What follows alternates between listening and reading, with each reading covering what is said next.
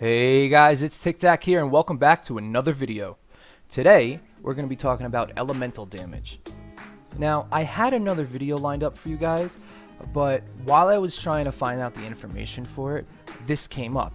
And me and my buddy Hamster King, who's helped me make this video, decided to do some testing.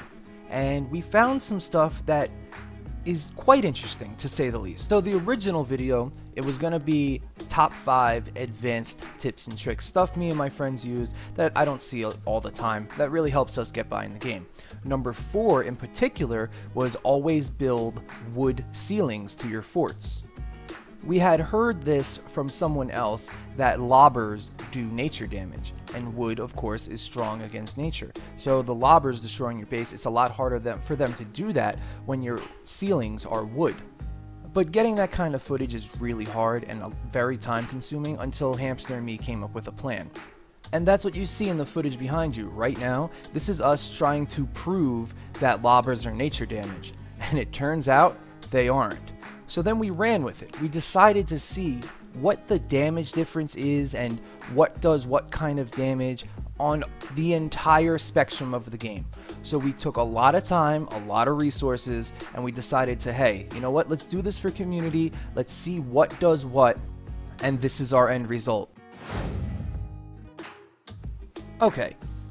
This one is kind of my fault. I'm building a community and a Discord and all that stuff, and anybody who asks me advice, this is what I tell them.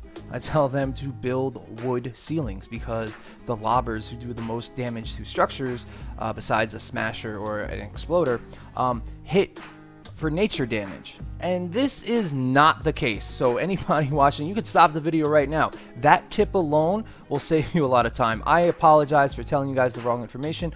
I didn't know. Alright, so we finally did some testing, and I'm going to explain to you exactly what's going on in this video.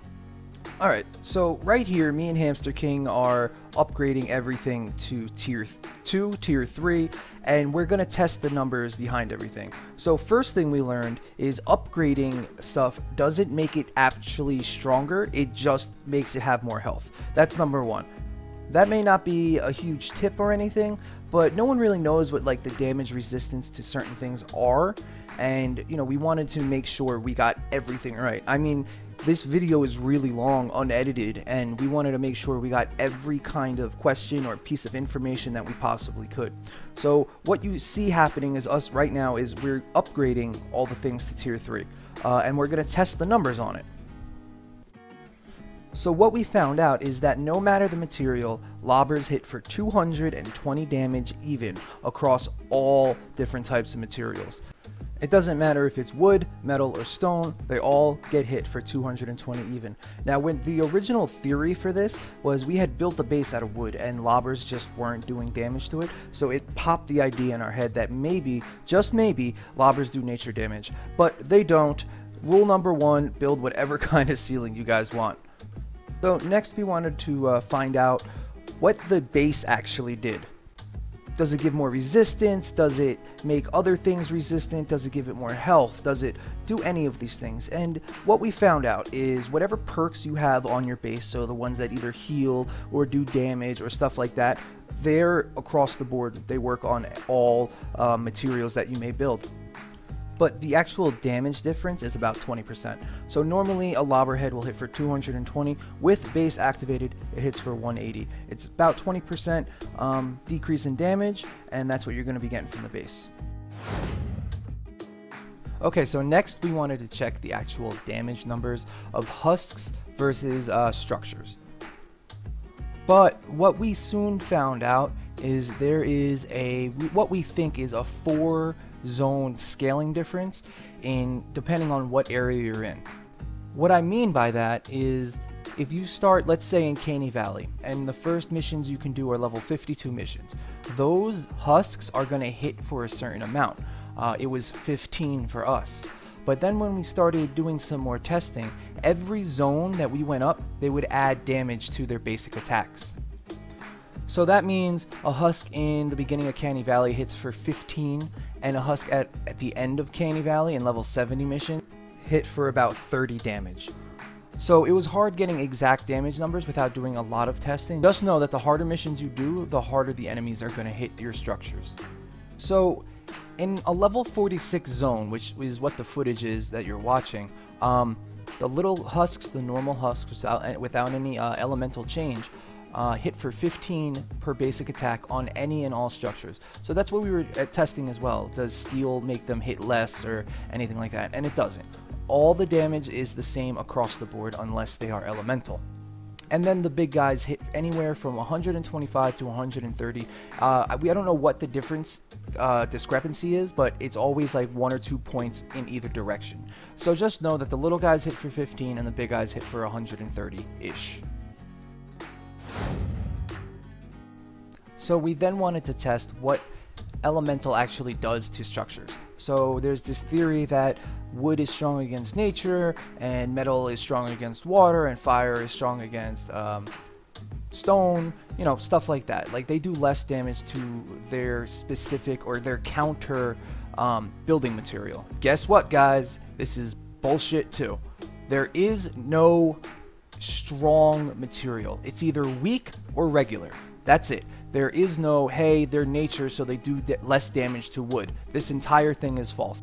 And I fell into this caveat as well. I thought this was 100% true. I used to always build my bases according to what nature is strong against or weak against or anything like that. However, what is true is things are weak to certain elementals. So what they are is, we'll get into it and I'll show you the footage, but the first enemy we found to do this testing was a nature enemy. And it turns out that steel is weak to nature. Wood is not strong against it, but steel is weak. So in this video, this little husk right here is doing 15 damage to any non-steel structure. So brick and wood, it does 15, and then when it hits the metal, it does double damage. So it hits for 30. So when they say in the beginning of the mission, right before you start the actual mission, or after you put the blue glow in, and it tells you, hey, this storm is filled with fire minions or whatever, this is the reason it's telling you. Yeah, it's also telling you that so you can equip the correct gun, but it's also telling you this so you don't build in the material that they're strong against. And in this clip, since we were doing testing, we figured we might as well do everything we could. We wanted to test what the baseball players' bones or wrenches, whatever they are, what they actually hit for. And you can see in the video that they hit for about 31 damage, and that's against all structures. Because it's purple, we thought maybe that it's nature damage. Once again, it is not. They hit all structures for about 30 damage. Now, we're kind of at the mercy of the level to give us what we actually need, but we did end up finding a fire guy just to do further testing. Now, we were pretty sure that they are strong against wood, or wood is weak against fire, and it's absolutely true. The fire guys do double damage, just like the little husks. You can see right here, him two-shotting the wood walls. On level 46, regular fire guys normally hit for 130. Here he's hitting for 260, which is double his damage on wood structures. Then we tested it on metal and stone, and it is back to 130. So they don't have an increased damage on anything else except whatever material they are strong against, or whatever material is weak against them. So this is where we found out that they do more damage per area. This is level 58, Canny Valley, and they are hitting for about 20 more than they normally do. So here, because brick is weak against water damage, he's hitting for 325 damage per swing. That's level 1, obviously. When you level up stuff, like I said before, it only gains health and not extra resistance. So I mean, you would just have to do the math to figure out how many hits a wall could take at level 3 if you so choose. But I just wanted to illustrate the difference in damage through water elemental, fire elemental, and nature elemental. So basically, all you need to know are these 4 or 5 things. 1, the farther you go into an area, the higher the missions get, the harder the zombies hit. That's number 1. Number 2 is wood is weak against fire, meaning that fire elementals do more damage to wood structures, but they do not do any extra damage against metal or brick. Number 3 is stone is weak against water.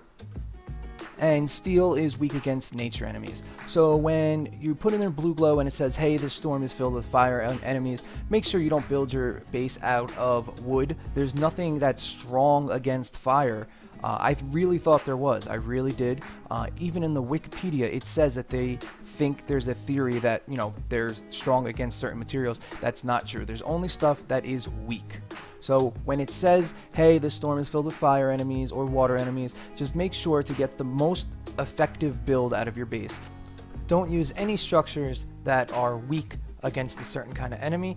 And guys, remember, no elemental enemy gets bonus damage unless it's against whatever structure they are strong against. Alright guys, I hope this was insightful. I hope that helps you out. I know you guys are waiting for the base video, but I haven't been able to make it yet because we're learning stuff like this, and now I have enough information to probably get it, so I just need to work on getting the footage. Hopefully Hamster King, which by the way, shout outs to Hamster King for helping me make this video. It took a lot of time. A good portion of our afternoon was gone just doing silly stuff like this. So thank you, Hamster King, so much. You rock. And lastly guys, I just want to mention a little bad news, at least what I'm perceiving as bad news. I don't know if you guys have been on the Fortnite Reddit, but that's where I get a lot of my information from.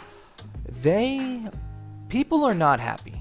People are not happy with this game, and if you watch my live stream, I always say the same thing. They come in, they say, hey, TikTak, how do you like Fortnite? And I say, great game, terrible loot system. Now, they're addressing like all these balance issues and all this other stuff, but they won't even speak upon any of the things that the people on Reddit and the YouTubers and all of that kind of stuff have been bringing to their attention this entire time. You know, it worries me. I've seen too many games fail because of the developers. Hopefully this isn't one of them, guys. Don't worry though, I'm not going anywhere. I actually just got a alpha key for Dauntless, so maybe, you know, I'll stream that game one day. You guys come check it out. Maybe make some helpful videos about that. Let me know down in the comments below. But I'm absolutely 100% not going anywhere. If Fortnite keeps staying alive, I will keep making videos for it. You guys know I love this game. And super lastly, this is the last thing, me and Hamster King also did a bunch of weapon testing. You can see right here in the end of this clip of the elemental damage and what it does. Let me know if you guys are interested in seeing that. I have all the numbers and stuff. Let me know down in the comments below. Thank you so much for everything, guys. If you haven't joined the Discord, the link is in the description. Thank you so much. Like, comment, and subscribe. TikTak out.